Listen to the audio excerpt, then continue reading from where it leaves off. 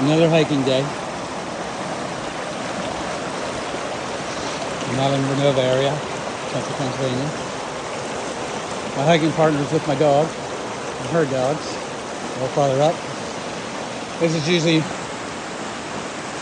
Odie's and I island, but we can't get to our peaceful spot to keep safe. This is road enclosed. But there is one thing that always gives me peace. Gets me high, a natural high. And medicinal helps also.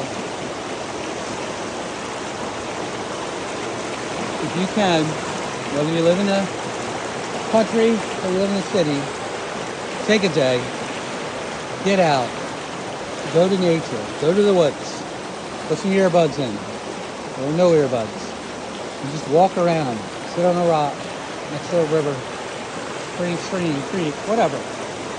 Just get some peace of mind. Help yourself out. I don't know. I don't have all the answers. You have to find your own peace. But this is what I have left in my life.